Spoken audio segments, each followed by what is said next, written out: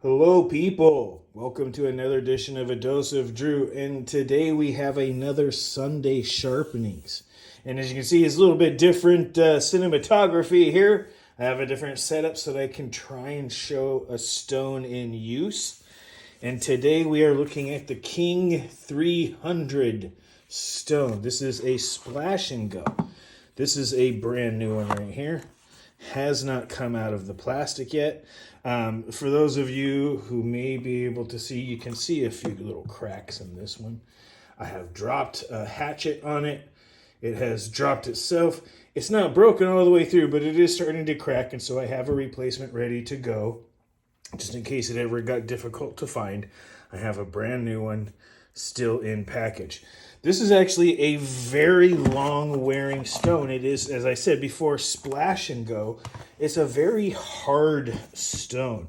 Has really good bite and has really good sharpening qualities. And in fact, it is splash and go. Get a little bit on there. This one's already broke in. Right. But at 300 grit, 320 is about 44 to 45 microns, somewhere in there. So 300 is probably going to be about 50 microns or so. I believe 220 is something like 68. 120 is like 120 microns. 220 is like 65 to 70, something like that. See a little bit of soak and dry. But it don't take long. The stuff will sit on the surface. It feels really smooth. It wears really good. It has good bite. As a matter of showing you today, the Messermeister SG2 Nakiri. I have a few chips in this one, some microchipping, all within about 10 to 30% of that secondary bevel, but makes it for really rough cutting. Very, very thin. This isn't really a tutorial on how to sharpen. This one I'm going to use both hands. I like to sharpen to where I can see the bevel taking on the stone. So with what it is, the chip especially has quite a few chips. The SG2 is hardened on this. I've noticed up to about 61, 62. It's a little bit chippy for what I would like to see. SG2 is about S35VN approximately. Its performance is similar enough that you can put them in the same class, if not exactly the same. Much like Spy 27 should be similar in most of its qualities and performance. SG2 is similar. S35VN is probably the better of them. But I will talk a little bit about my technique while I'm doing it here. I do the two fingers out here to keep even pressure. So if you're pushing on the tip from here, you're going to tend to get the same pressure. You're going to tend to bend the steel. So by keeping it at a certain angle, and then using these fingers here to maintain the pressure and flatness, I can get a lot. There we go.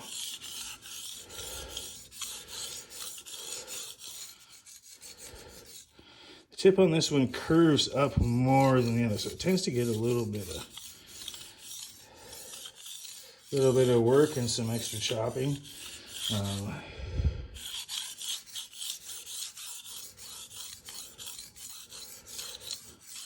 just using the elbow to get that last angle, not the wrist.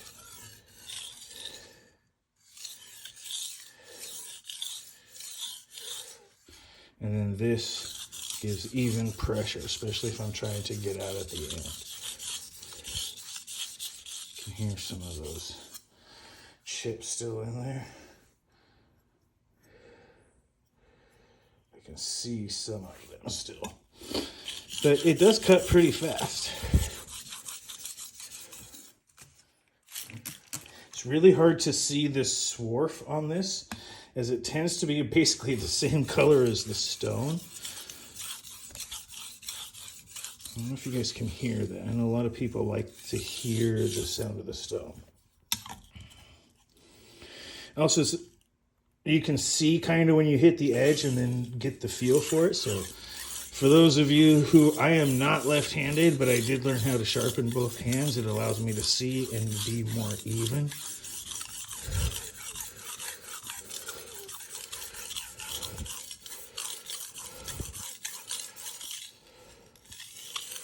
And it does cut the SG2 pretty well. Oops, just dug that tip right in.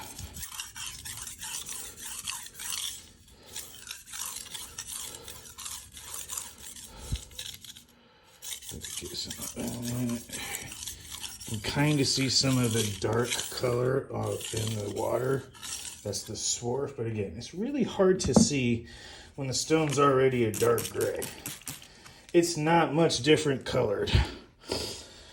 Then I might try a different sitting position. We are trying this all for the first time together, this new camera setup and sitting position, so did not practice this beforehand. We are filming it live for the first time. At the same time, we are trying it for the first time.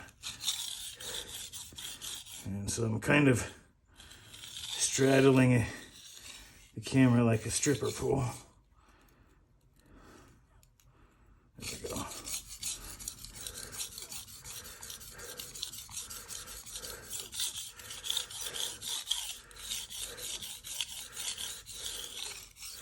You're following this, you follow the arc of the blade.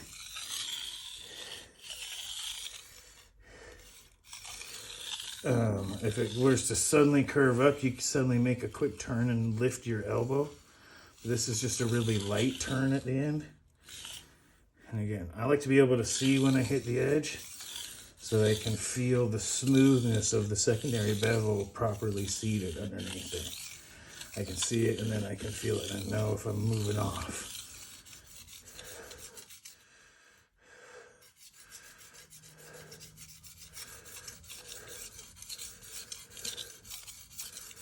Use the whole stone. This hasn't been flattened. You can flatten it with an Atoma 140 or something similar, or just a standard flattening stone.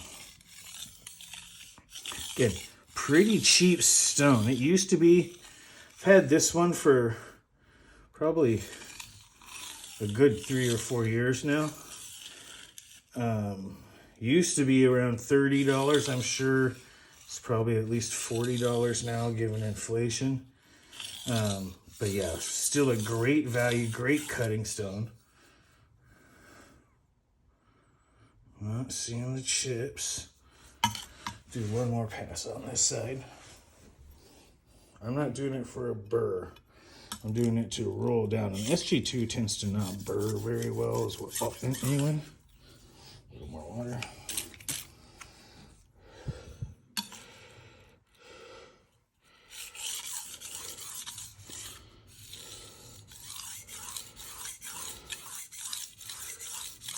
Do the full long strokes for this one.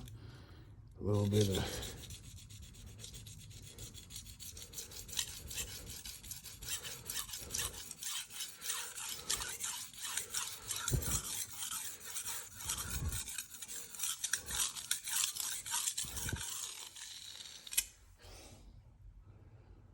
fairly even with a heavy bit on the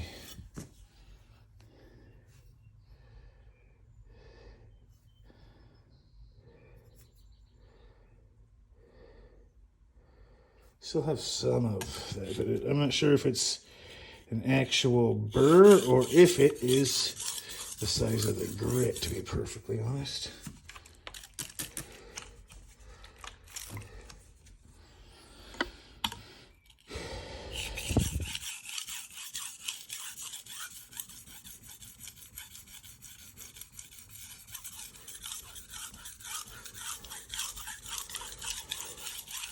Very shallow angle. I am using the factory angle. I do not reset it. It's very shallow from the factory.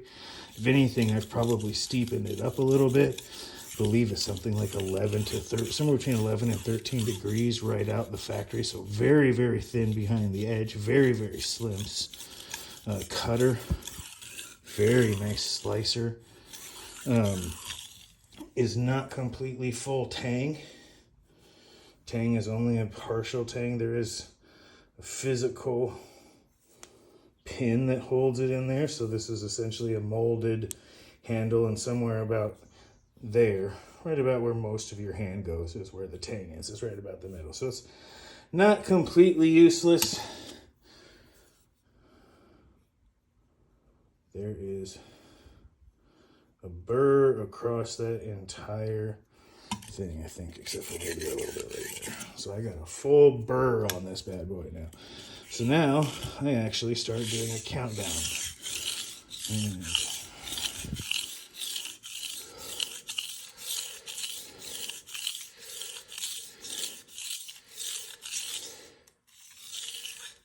And I got 10. One last stroke to make sure I got the whole thing.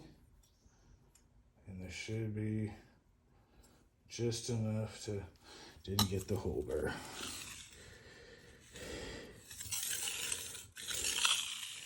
Do just a couple more strokes. Get that whole burr removed from there. Okay. And there's a smaller one on this side. So yeah, I do a countdown method to pull that burr down. The next stone that I would use, that I'll do a review on as I sharpen this knife, is going to be the Chaucera 600, which is the next grit evolution I have, which is about half the grit size of this 300. This round is about 50. 600 is about a 24 to 25 grit. The Chaucera is one that I have. I do like the Chaucera stones. They are very, very nice stones.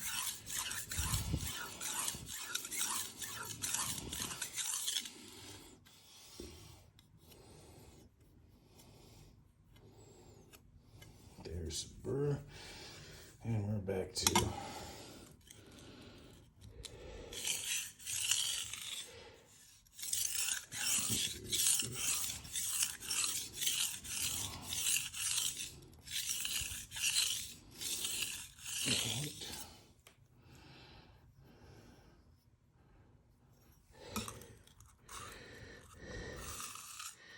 can almost use this one dry, but I don't recommend using it dry.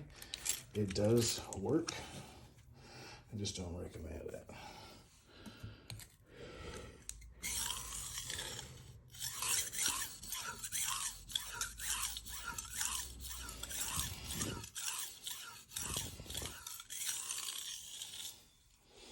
Get another countdown. And all I'm checking for when I pull it off, so I'm checking to make sure I got the burr removed from the last pass all the way across. And it should be a smaller burr each time.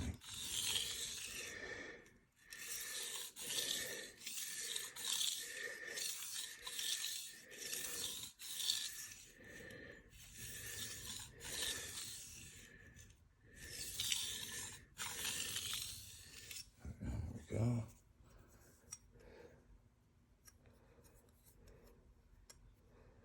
Still a little bit, so I'll do one last pass.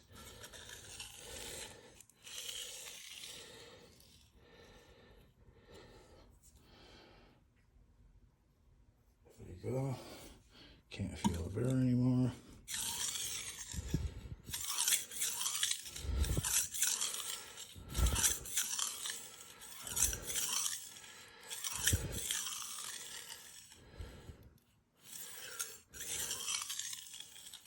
Get the sixth stroke.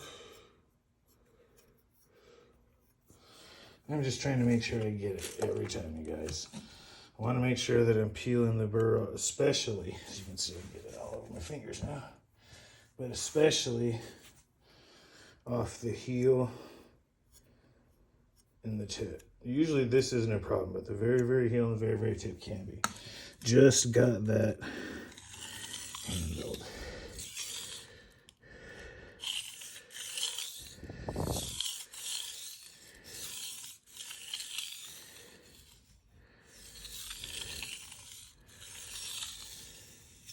I'll kind of slow down and try and make sure I get it. Be careful if you don't think you got the whole burr, because riding your finger along it, the burr will cut you. So that's just a... So safety. I'm pretty sure that I got the burr. That definitely shows me I did. And each time you're just peeling a little bit more off.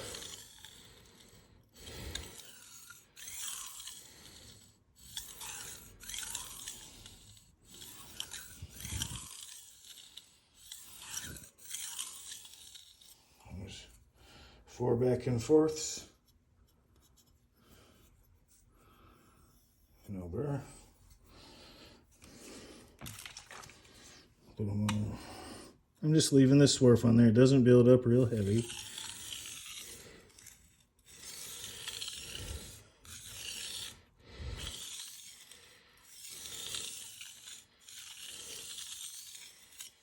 Okay. Now burr. A little bit on the heel. Shake at the tip. One more stroke. Just to be sure.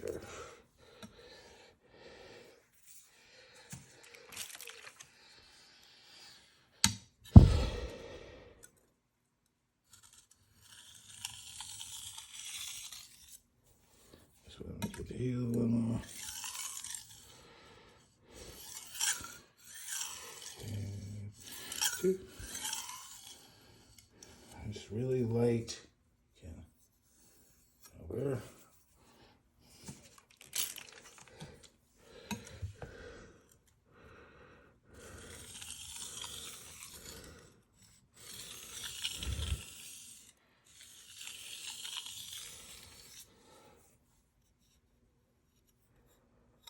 A little bit still on there.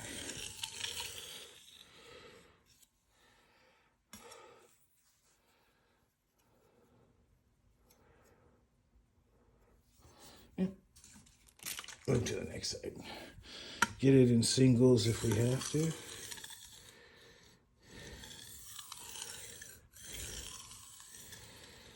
So 1 and 1. No burr. Beautiful. Then we're going to have to really work on this one here. 1. Oop. 2. Tilted it just a little too much. 3. And this one.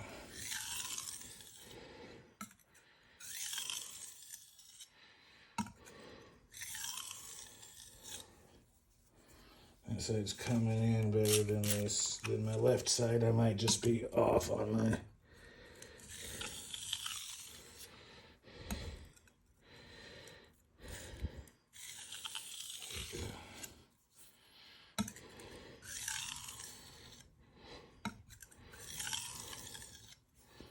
And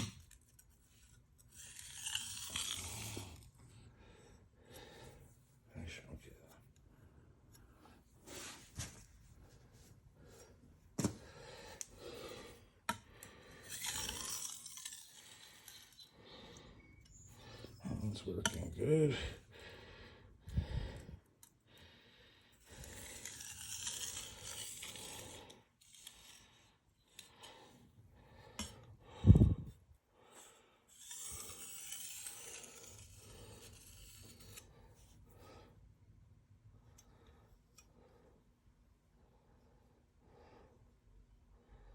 Okay. No more burr off the 325. So very light single pass here. Light single pass here.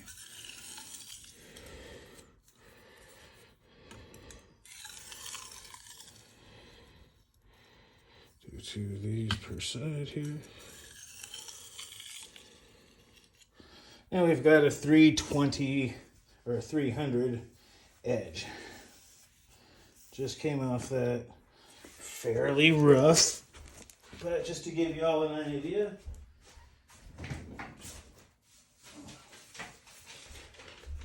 it's off the 300. I think that's pretty.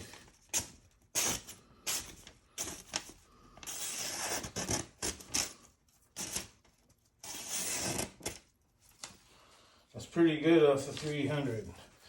Pretty smooth, does really good. That's a 300 grit stone edge that was just cut in that paper. A little bit rough, but very nice. So next stone up is the 600 Chaucera. In this series, I'll talk more about both. As you can see, it's already starting to dry. This thing is totally splash and go. But yeah, I tend to go splash and go. I do have a 1200 King. I probably won't be showing just because that thing's a pain in the butt, but we'll talk about it as well as some other stuff. But once again, the King 300, very good stone, very affordable. It's splash and go. If you're someone who's looking to learn on a stone, for something that's like a water stone instead of diamond, and you want to get a feel for it, this is a fantastic stone. You can do edge reprofiling, serious sharpening, take out chips. This stone is rough enough to do that and smooth enough to have a nearly finished edge off of it when you're done. Things like hatchets, that sort of thing. That's actually what made that divot in there is a hatchet I dropped. It's fantastic for sharpening that kind of stuff. Very, very good stone for all sorts of crazy stuff. At a very inexpensive and affordable price. So recommended, and that's also a little bit of sharpening for those who are on there. Any questions about the technique? I'll do one little bit here, just under 3 inches, just over 8, and it is 1 3/8 tall. So yeah, it's basically an 8x3 stone, a little bit narrow. It's like 2 3/4 by 8 1/4. But yeah, it's just one of the standard 8x3 kind of bench stone sizes. Very, very nice stone. Again, this is a couple of years compared to brand new. So it's really hard to say, and there's been a lot of sharpening done on this 300 stone, a lot. Almost any carbon steel I have is done on this. It's splash and go, doesn't take much more care than the diamonds, and is inexpensive enough that if something happens to it, I not only have another one, I could purchase another if I had to. So yeah, it's pretty fantastic, highly recommended. I'm not sure of the actual price on Amazon right now. I think the last time I got mine, it was like $32 when I got my other stone as a spare. So still, I'm sure it's still inexpensive. King still has an incredibly good value to performance ratio. They're well known for it, and the reputation is well earned. But there's your Sunday sharpening, the King 300. Highly recommended. I give this stone a 92 out of 100. It is pretty darn good, especially for a low-level stone. And compared to like the Kurumakus, you get a lot of stone for similar money. You probably get about twice the thickness, and it's at least as long wearing in this 300 grit. Very, very good value. Lots of stone for the money. And a fantastic stone to learn on. The feedback is really good. It's smooth. You get less visual feedback than a lot of other stones, but you get a lot of tactile feedback from it. It's very, very hard while still providing a good feel underneath the hand. For those who sharpen, you know what I mean. You can feel the grit, or if you're off your bevel, or if it's starting to build up underneath the blade, you can feel it, right? For those of you who are new to sharpening or haven't done it a whole lot, the more you sharpen, the more you'll understand that sometimes you just feel that something's off. You can feel if you come off the bevel by a significant margin. You can feel if you're rolling off. And this stone is just forgiving enough that you can fix mistakes. As you saw, I even dug it in, I think once or twice while I was doing it, and I was able in just a couple of strokes to peel that off. So there's a lot of interesting parts to the stone, but we'll go for that for the next one and end this stone right now. The King 300 here on Sunday Sharpenings. Sharpening the Messermeister Nakiri in SG2 in clad. on all the stones. I'll be using the same knife on as I progress through the stones to do all of the next stone reviews, as well as sharpening reviews on some of the stones I already have. There's a couple I would like to try. If you guys want to see different stone reviews after this one, again, first time I tried this camera setup, first time I'm trying to working on this for the channel, so you guys let me know how you think it went. And in the meantime, go ahead, take this video, watch it twice, comment as much as you like, be mindful of side effects. Remember to like and subscribe. This has been your Dose of Drew. I am said Drew. You guys have a great rest of your night.